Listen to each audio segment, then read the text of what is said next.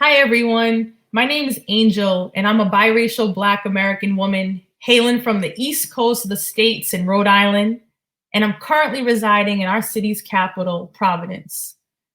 I'm a 34-year-old woman with big, thick, curly, and long black hair, golden brown skin, very prominent, thick black eyebrows, full lips, large black eyes, and a face that is decorated with many different piercings representing various stages in my life.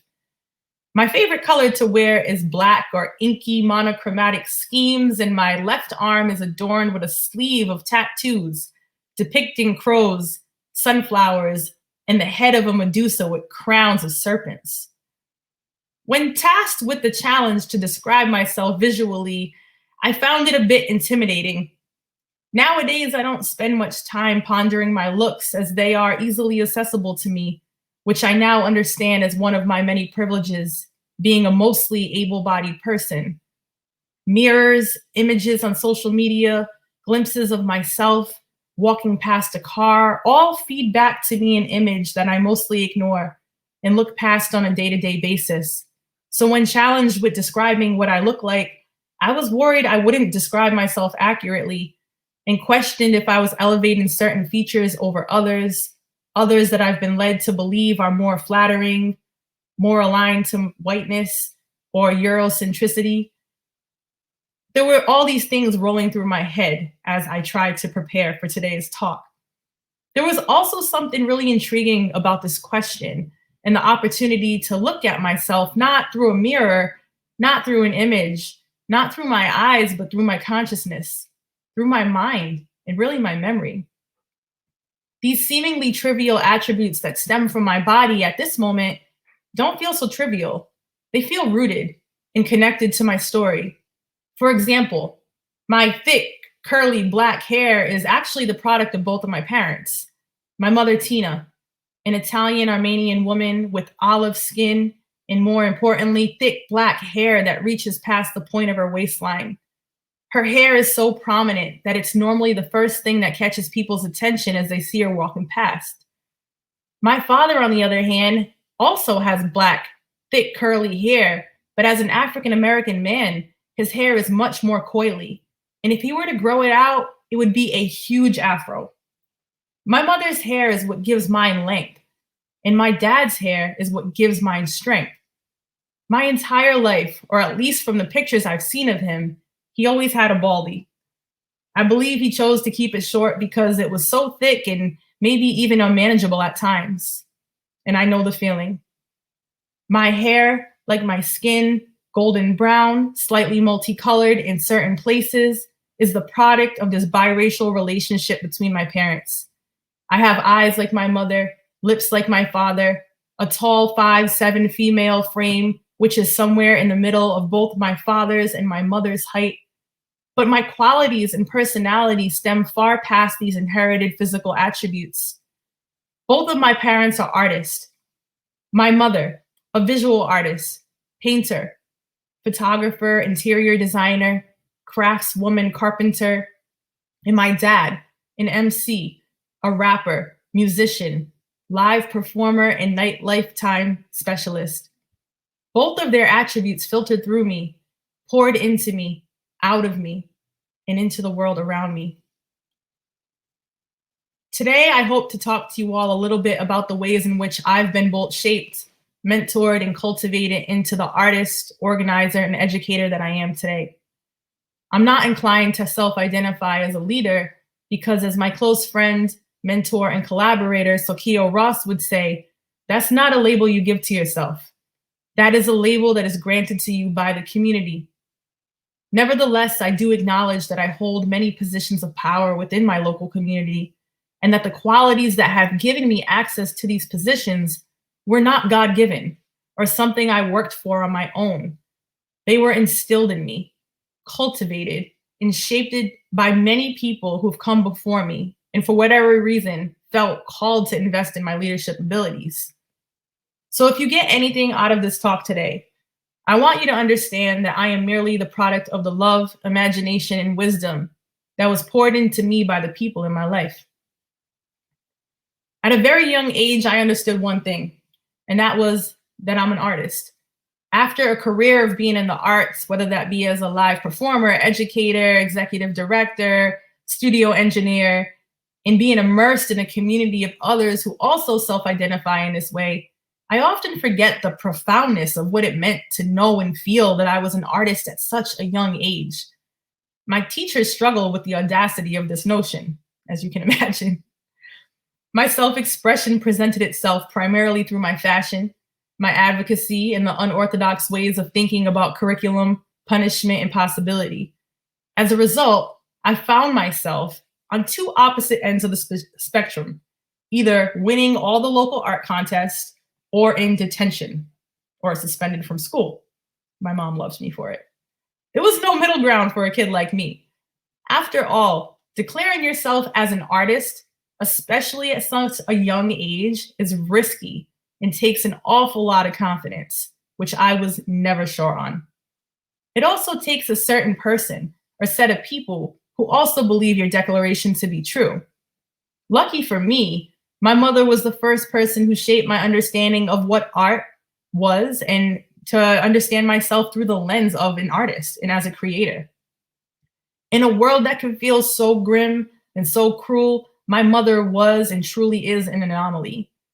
While she never felt that she could ever afford my sister and I a life like that of those whose homes she cleaned, the financial stability, access to resources such as extracurricular activities, or even help with planning for things like college.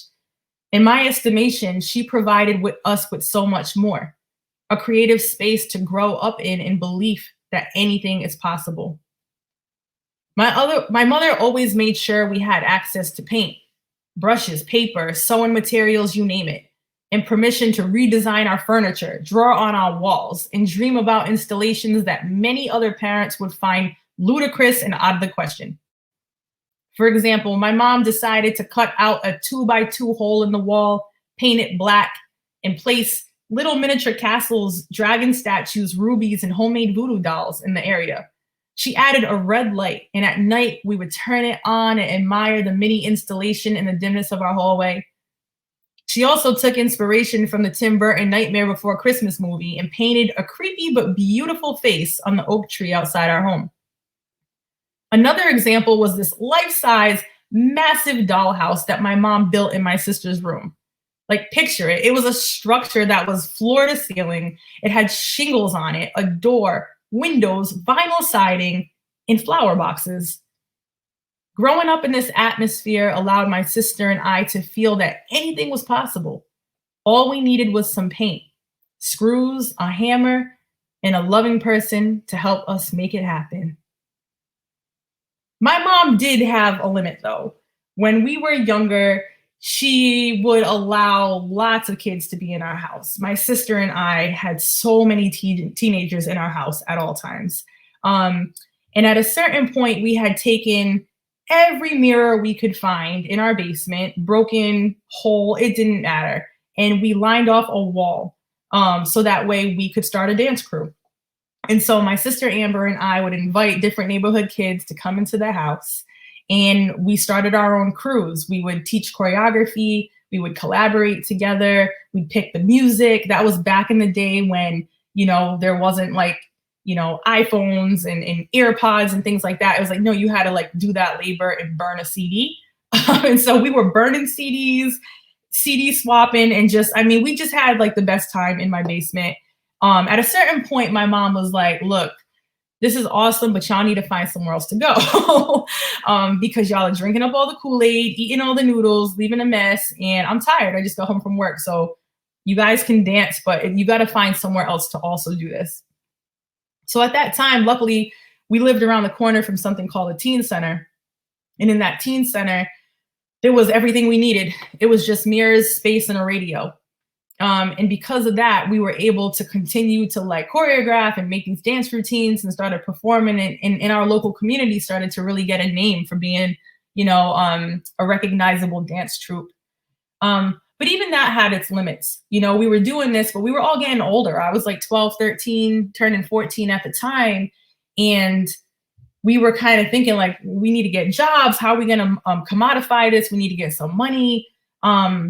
And there was actually a local, another dance troupe came through, and we met somebody who said, "Oh, you guys want to get paid to like perform and make music? Like, come with me, meet me at this spot on this day at this time." It was back in like 2002, so I don't remember the logistics of it. But we met this young person who asked us to come to a space on the south side of Providence, which was a couple miles from where that teen center was. And my sister and I pull up, and there's like a sign on the door that says, "Looking for youth performers, will pay." I think it was something like $6 and some change at the time. My sister and I went in, and we walked into this car garage, which I learned that it was a car garage after. But it didn't look like that because there were young people in one corner spinning on their heads and dancing. Another corner, people were quietly sitting down writing poetry. To, the far right, you would see people like in deep thought, and they were like putting together a youth-led magazine. On the stage, there were folks conga drumming and little kids riding their bikes all through this space. My sister and I were like, what is this place? And what is it going to take to be a part of it? Long story short, we walked into AS220, into AS220's youth program. And if you're asking, what is AS220? I'm going to talk a little bit about that in a bit, but just know it is a space that has changed my life. And since I walked into that car garage, I have been completely held and nurtured by the people in this arts organization. And at that time, I had just known about the youth program. We walked into the youth program. My sister and I got hired into this hip hop theater troupe as young people. We learned how to take our choreography and our song lyrics and our ideas and put them on a stage. We learned how to produce them. We worked with other young people in the community to talk about really big topics like capitalism and adultism and addiction and things that, when I looked around my middle school and then later high school that I was in, I didn't see other young people having an opportunity to really discuss these ideas, let alone get paid for it. So as I got a little older, it was something I became just inflamed and passionate about. And in a couple of years, I went from being a young person in the program who was getting paid a couple dollars on the hour to slowly but surely being asked to run the open mics that they had once a month, being asked to teach a class here and there. And there were many times where as a teenager, I'm like, I don't know if I'm ready to hold space in that way and run an entire class for local songwriters and rappers. And my mentors would make sure that they gave me enough space, permission, and confidence. And I would even say a little bit of challenge to be able to do that work. Over time, I was so lucky to be able to be hired as the director of the performing arts program within the youth program. And after about 5 years of doing that, I was able to then become the director of the whole youth program. And this youth program was huge, is huge to this day, working with over 500 young people a year in many different spaces in our downtown location in Providence, also the juvenile prison in Rhode Island, and then local high schools, including Noel Academy right in our capital city. So many young people. And doing this work was so fulfilling. And one of the most fulfilling projects during that time was the design and creation, along with other staff and young people, for this project called Future Worlds. And Future Worlds is this huge multimedia hip hop theater and Afrofuturist project that takes about 12 months to put together. And it combines all of these elements of songwriting and theater and visual arts, and advocacy around social justice issues, and young people from all of the different sites that we're working at to produce this multi-day either festival or a theater production. Whatever the young people on a given year want it to look like is what it ends up looking like. I had so much fun doing that work, and going from being 13 years old to, at the time when Future Worlds was coming out, I was around 25 or so. It just felt like I was living and leaning into the work that I always wanted to do. But there was still something in me that felt like I wanted to do more. I mentioned that AS220, the youth program's parent organization, is much bigger than the youth program. The youth program is one of 8. We also have housing for artists, we have galleries programs, we have live venues, including a theater, a bar, a restaurant, a dance program, an adult makerspace. And at the time, those spaces were budding with their own types of activity, but it was really odd to me, and I think others at the youth program, that most of the brown and Black people in our community only really knew about the youth program, or felt like they had access or permission to be able to come to the hip hop open mics or come to AS220 Youth. And they didn't really feel like they knew enough about or had as much access to different parts of AS220, the larger organization.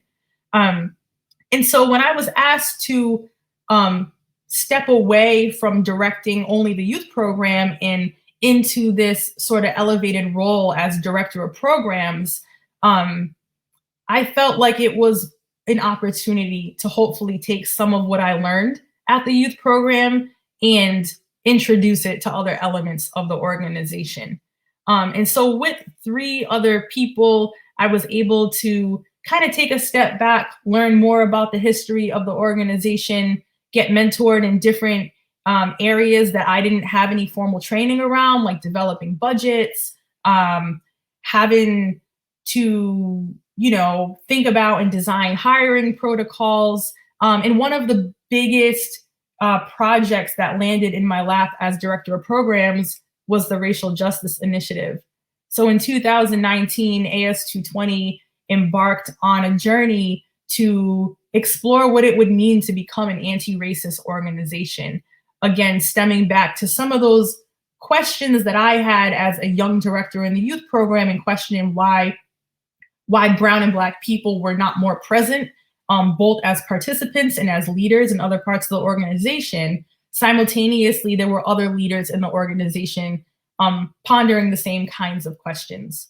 So in 2019, we worked together to design a multi-year process for AS220 to really investigate its mission, its values, its programs, and its impact on the local community. And I really, when I think back, so much of that work, the only way I was able to dive into that work with the amount of confidence that I had, which was not much because it was huge.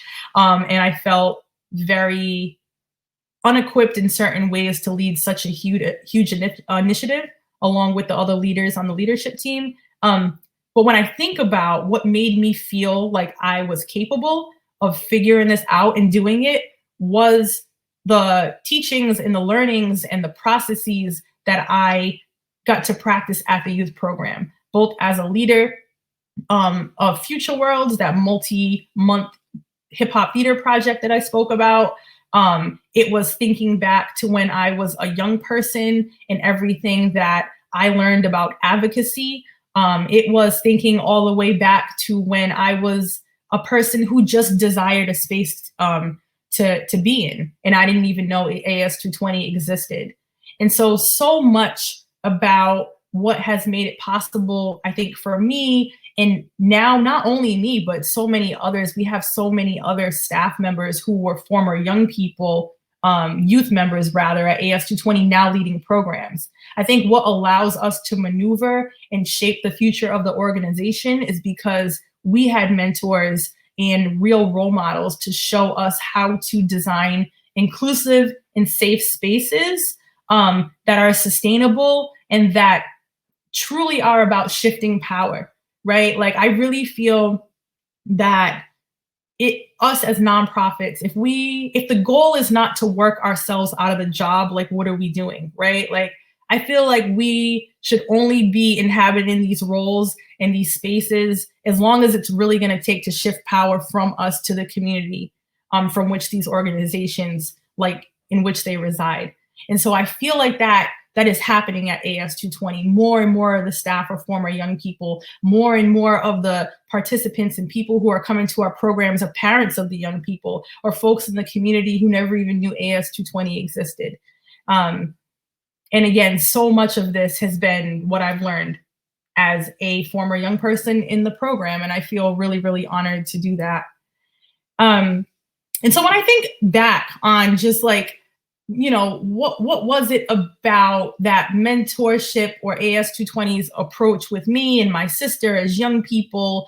Um, what were the kind of ingredients that allowed us to grow into the people that we are today? I know I keep on mentioning my sister Amber. She's like wildly successful and super humble as well, but she's not in the arts, but she's doing some really amazing work in healthcare around reproductive rights.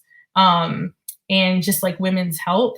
And so I'm really just excited. And then that's why I know it's not just about me, right? This is not about me being a special person or about being more talented or about being more smart. My sister and I had the same experience going through, well, being parented by my mom, who I mentioned in the beginning, but then also going and getting mentored and cultivated in a space like AS220. And I think when we get together and talk about just some of the benefits and like best practices that we learned while being in that program, I think they resonate for both of us, and they absolutely manifest in the ways that we hold community in two entirely different spaces. But I tried to kind of distill, like, what are the key things that help me get to where I am? And I came up with 11. And so I won't dive into every single one of them because we will be here forever if I do that. But just to name a couple, I call it 11 practices for cultivating leadership. And I'm sure there's a lot more, but for me, this is what's resonating. So creating spaces where anything's possible. I talked a lot about that in terms of like the way my mom parented us and created space. And AS220 also did the same thing in so many different ways. Ways of being. Number 2 would be ways of being that are rooted in culture. So I didn't get to talk much about that, but at AS220 Youth, we have something called ways of being, which are practices that help to demonstrate what our values are. And so making sure that a space has ways of being and actually, more importantly, does the work to investigate, like, well, what are our values and how do we practice them? I think was really important to me because I carry ways of being with me, not only at AS220 and at work, but in my life, the way I parent, the way I show up for my family, and in so many other spaces and arenas. Providing consistent inspiration and exposure would be number 3. When I think about my time as a young person in the program, I was traveling. By the time I was 17 years old, I was traveling to DC and Chicago and New York. And for a young person who didn't have the means to fly or travel, I mean, that was huge that a program like AS220 could take me and my sister on trips to perform and kind of break our, like, they kind of call it the block mentality. Sometimes we only think what is possible is what's on our street or our block. But getting us on a plane at 15 years old and having us perform at conferences in different parts of the country completely broke that and opened up something new and beautiful for us. Number 4 would be make space for youth to peer educate in like affinity spaces where it's teen centric. So much of what I did at the teen center when I was a young person, I think what was impactful about that was that it was just me and my friends. There was no real adult supervision. There was definitely adults in the building for safety reasons, but there was no adult facilitating the space, or at least not all of the time. It was really about the resources. It was about the floor and the mirror and the stereo. And just making sure that young people have time to be young people with other young people, and trust that we can figure out what's going to be good for us, I think is really important. Meeting people where they're at is number 5. I didn't mention, but I will now, that during my time in the youth program at AS220, I became a teen mom. I had my first son when I was 16 years old and my daughter when I was 17 years old. And instead of like kicking me out of the program or making me lose my job, what AS220 did was embrace my kids. I had my baby shower at AS220. You know what I mean? Like, they allowed me to bring my kids to work. I had playpens, in the performance room. And that's something that we've completely latched onto and still allow and encourage our young people to do today. Number 6 would be paid opportunities with room to grow. As much as I love dance, as much as I love to perform, if I wasn't getting paid, I wouldn't have stayed. And that's because I couldn't. And that is so true for the young people of my time back in 2005 to right now in 2022. We have young people who have families, who have responsibilities to help pay bills at their house, who have to transport themselves. And so if we can't pay people, it just kind of sucks that they're going to go get a job at McDonald's or, give up on their talent because they need to go make some money somewhere else. So paying young people, I think, is like huge, especially with this economy. A couple others that I'll run through but not talk through too much is teaching young people how to think, not what to think. There's a big difference in that. Cultivating safe spaces for youth to identify and unpack their trauma. And again, for us, we really do that through the arts and the creative process. Supporting youth to use their experience and perspective to advocate, and only if they want to, right? That has to be consensual. We don't want to ask young people to relive their trauma or advocate on our behalf or our agendas as adults, but in a way that is aligned to their own experiences and at a time that works for them, if it works for them. And then the last two is an embrace and learn to hold nonlinear growth and stay committed to your own learning in growth. Throughout my entire time developing myself and being developed into leadership, excuse me, I made sure that I was constantly educating myself, going back to school and finding ways to become more educated. Sorry about that. Cool. And to end it, let's see.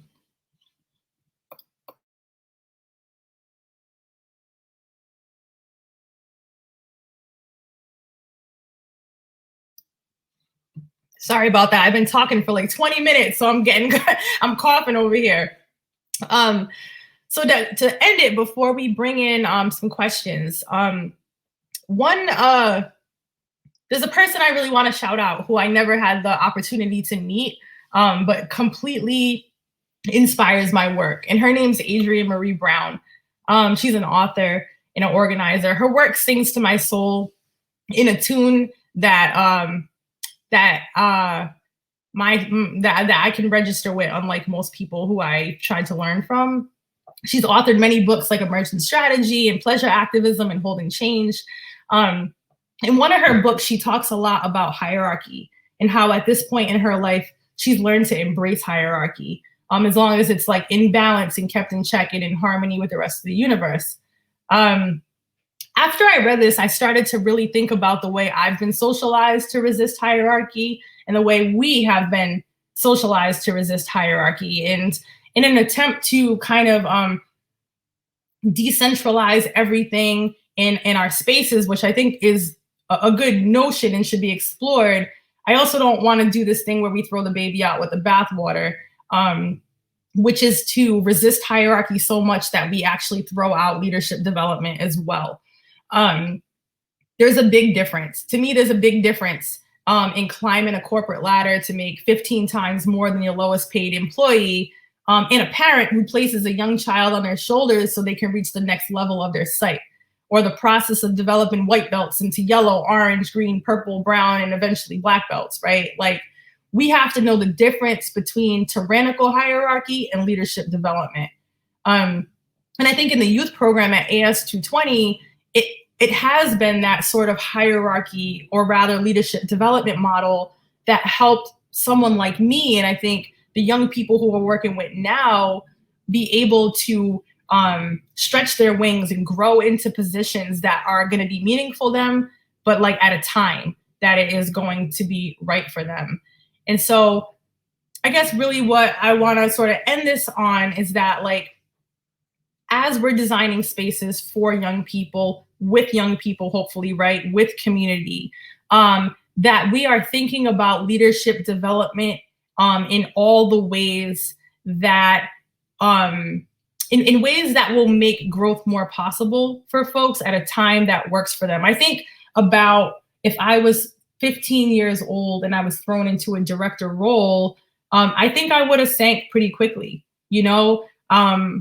I think in an attempt to like make places more equitable and accessible, we sometimes throw people into careers and into roles that they're not ready for, and it has an adverse effect on the sustainability of that person's talents in the organization, and then even the programs that they're working in.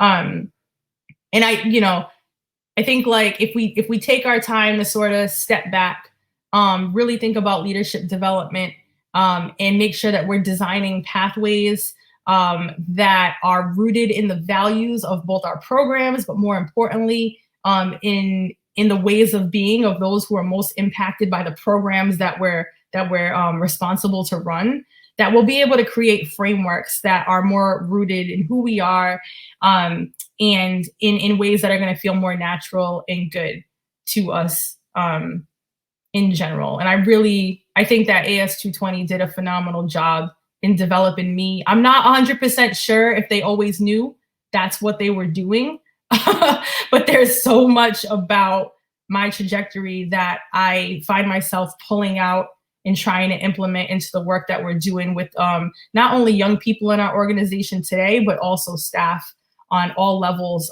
from entry to experts, and just wanting to make it a space where people can grow in meaningful ways that's aligned to who they are. So cool. I am going to check out the chat box and see if we have any questions. Question, you mentioned the Racial Justice Initiative. How do you think that work is currently shaping succession and leadership at AS220? That is a really great question. Let's see. I think that so we have these different committees at AS220. Back in 2020, our BIPOC staff released something called the BIPOC Demands, which are a set of 12 different demands that our BIPOC staff presented to the organization, really as a gift to help direct the organization towards equity, towards liberation and justice. One of the committees that is looking at one of the demands, it's called, it's about investing in BIPOC leadership.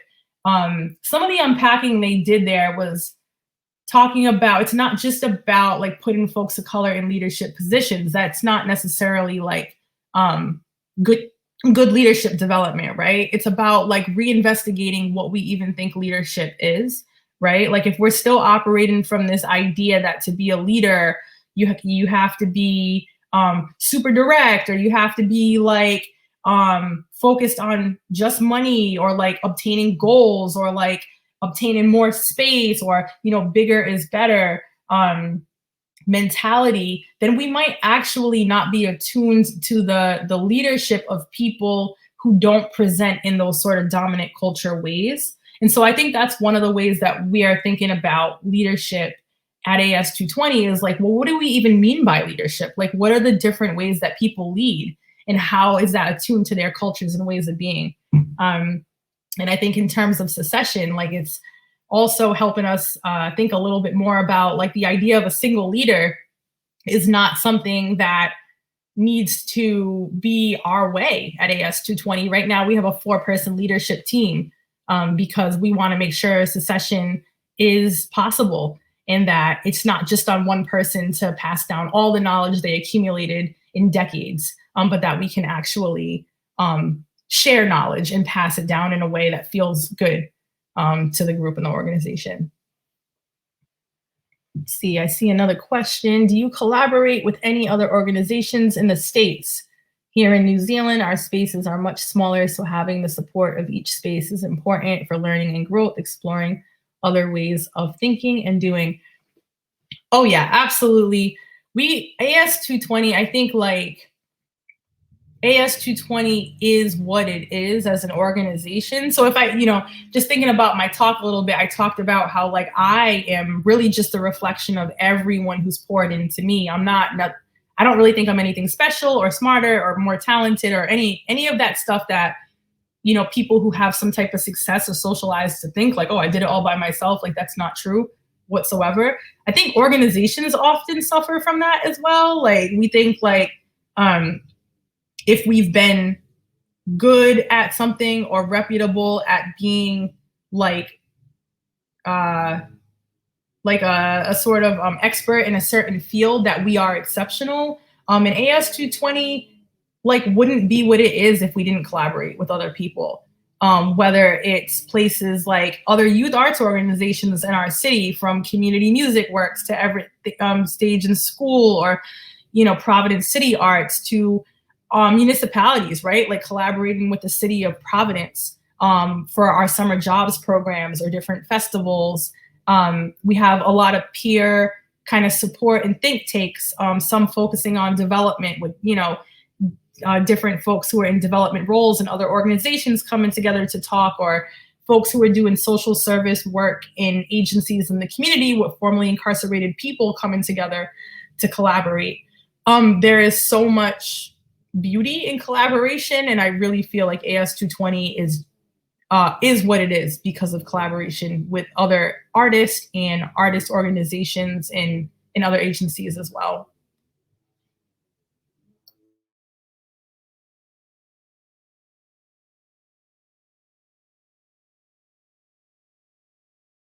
All right. I think that is all the questions right now. I want to thank everyone for tuning in. This was awesome. Thank you so much. And James, I'm going to pass it back to you.